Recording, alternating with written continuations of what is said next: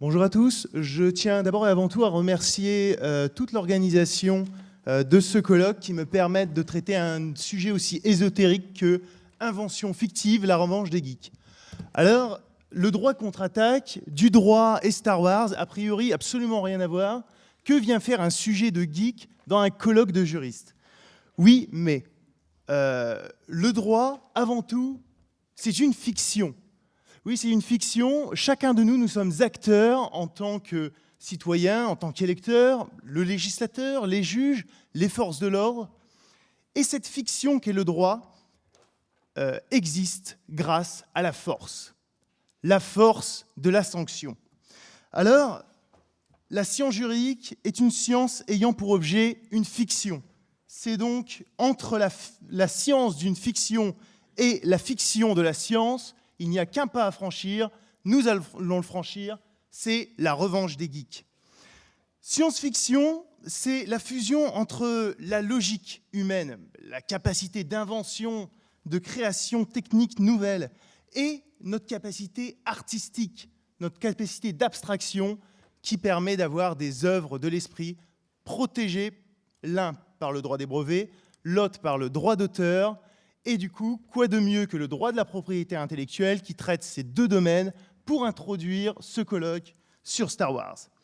Alors, on aurait pu se contenter ici de traiter de la contrefaçon dans l'univers Star Wars. Cependant, l'affaire Stormtrooper va nous conduire à nous questionner sur les créations protégeables dans l'univers Star Wars. Alors, commençons la contrefaçon de l'univers Star Wars. Tout d'abord, It Strikes Back, une marque déposée pour des bières par la société Empire. Alors, le problème, c'est pas tant d'avoir utilisé ce nom de marque, mais surtout parce qu'il a été utilisé par la société Empire, ce qui nous donne Empire Strikes Back. Donc, ce serait une contrefaçon de l'épisode L'Empire contre-attaque.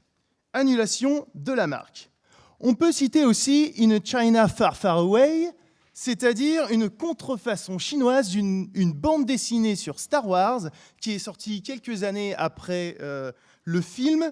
Alors, à l'affiche, on pourrait se dire, bon, il y a peut-être une forte inspiration, mais peut-être pas une contrefaçon. Eh bien non, on peut le voir à la belle tête de Dark Vador que ce n'est pas le cas.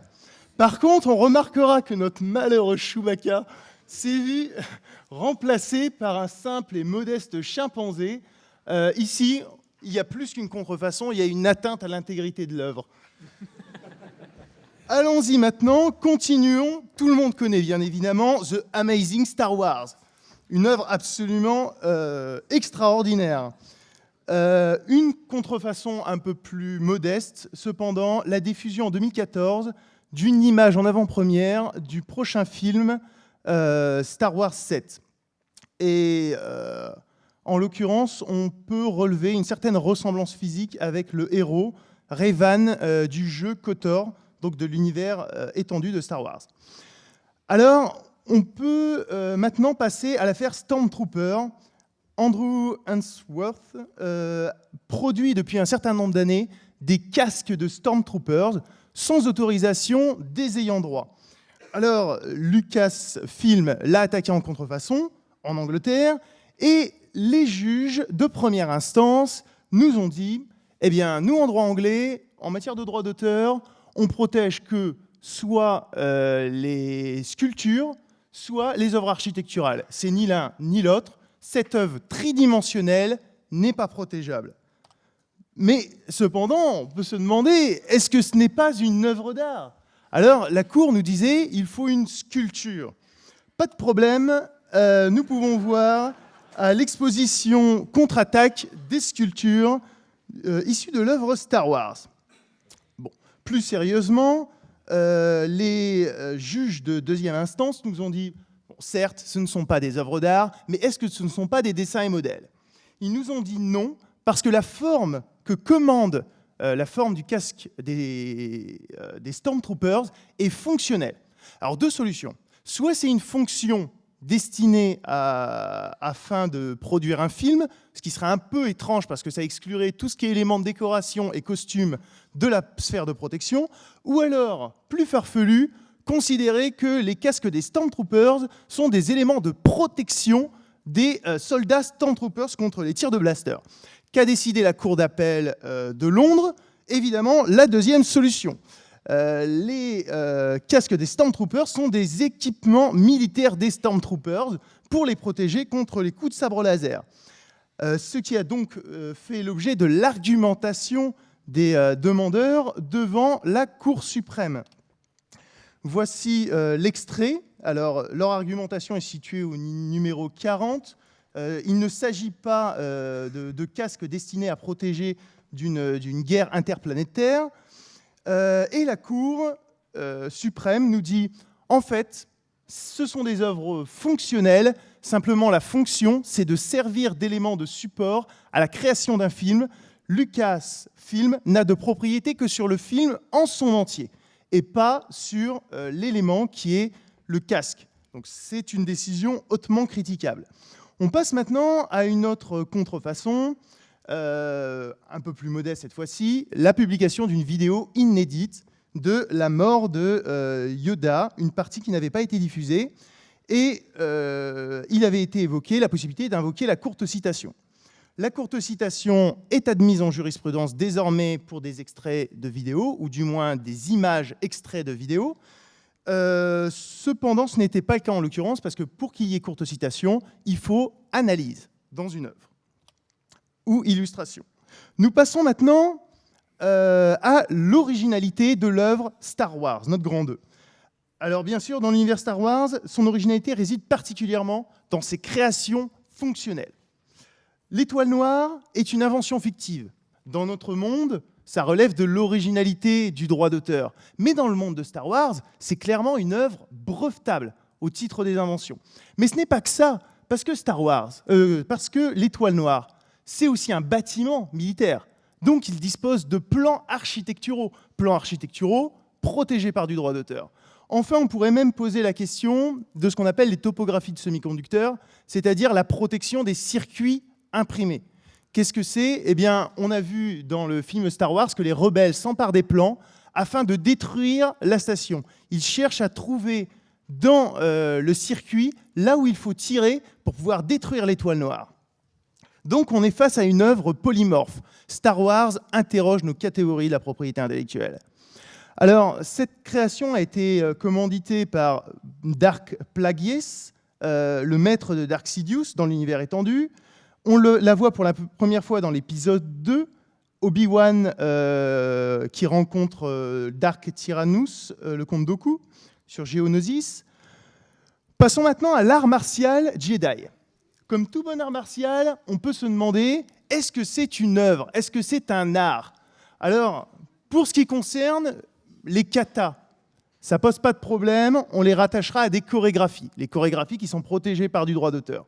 Pour chacune des techniques, on peut en douter davantage. Pas de jurisprudence sur le sujet, on ne se prononcera pas davantage. Par contre, on peut se poser la question du savoir-faire. Est-ce que les arts de combat Jedi ne relèvent pas du savoir-faire? Donc un savoir-faire, vous faites un contrat et vous cédez vos connaissances, vos techniques dans un domaine. Le problème, c'est qu'on considère qu'on ne peut pas céder une prédisposition naturelle. Alors, que dire d'une prédisposition surnaturelle? C'est-à-dire qu'un peintre qui aurait un coup de pinceau extraordinaire ne peut pas céder son savoir-faire. Là, pour les Jedi, il faut avoir une affinité avec les midi-chloriens, avec la force. Or, on a vu avec le général Grievous, qui a cédé sa fidélité contre l'initiation aux arts Jedi, qu'il ne suffit pas d'avoir des sabres laser pour pouvoir s'en servir. Et malgré la différence de force, c'est Obi-Wan qui l'emporte. Nous arrivons maintenant au robot. Je vous le rappelle, le général Grievous n'est pas un robot. Le général Grievous est un cyborg qui aurait perdu la quasi-intégralité de son corps, qui aurait été inséré dans une machine. Maintenant, les robots, alors il sera question plus tard de la personnalité des robots, savoir est-ce que les robots sont des personnes. Nous n'en sommes pas encore là, cependant on peut relever que les robots dans le monde de Star Wars ont été créés pour être des amis des humains, des quasi-personnes, donc d'avoir une indépendance, des choix personnels. Et du coup, comment est-ce que ça s'exprime? Eh bien, par une capacité d'autoprogrammation du robot. Parce que si c'est une personne, il doit faire des choix personnels et influencer sa propre personnalité. Sinon, on tomberait dans un déterminisme. Donc les robots pourraient être capables d'être des auteurs, puisqu'ils s'autoprogrammeraient. On a vu aussi, dans un des épisodes, dans le dernier, que C3PO est devenu le dieu des Ewoks en leur racontant ses aventures extraordinaires. C'est un grand conteur, il dispose de droits d'auteur. Enfin, on pourra faire un rapprochement entre Dark Revan et C3PO.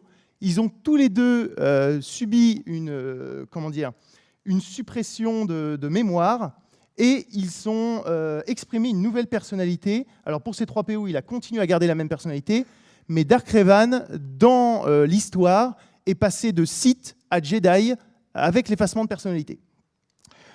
Alors, maintenant, nous en arrivons à l'inspiration. L'œuvre de Star Wars est inspirée de nombreuses œuvres antérieures. Isaac Asimov, Le cycle des robots, évidemment. La forteresse cachée de Akira Kurosawa, qui est très discutée. Le Seigneur des Anneaux, qui est présenté comme une des œuvres qui l'a inspiré. Mais Star Wars a aussi inspiré d'autres générations. On pourrait prendre le cas notamment de Christopher Paolini avec l'œuvre Eragon, qui est presque une photocopie dans un monde médiéval de Star Wars. Du coup, on pourrait se demander, est-ce que ce n'est pas même une contrefaçon? Vous avez un jeune homme qui est élevé par son oncle, qui va entrer dans un ordre supérieur, ce genre de choses. Je vous invite à lire les critiques sur le sujet. Finalement, Star Wars, ça relève de la space opéra dans la science-fiction. C'est-à-dire que vous avez un monde extrêmement dense, un conflit galactique. Star Wars renouvelle simplement une vision moins stricte au niveau scientifique par rapport aux œuvres qui l'ont précédé. Finalement, on peut se demander, est-ce que l'œuvre Star Wars est originale?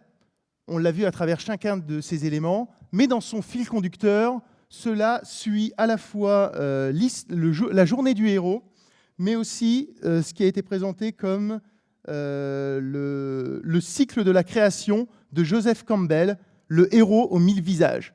Donc, dans chaque œuvre, et Star Wars répond à ce canon, il y a une succession d'actions qui s'enchaînent. Finalement, grâce à l'univers Star Wars, nous comprenons que le droit d'auteur ne s'arrête pas là où commence un droit concurrent, comme le droit des brevets, là où commence la solution technique, mais souvent là où commence l'idée, l'inspiration.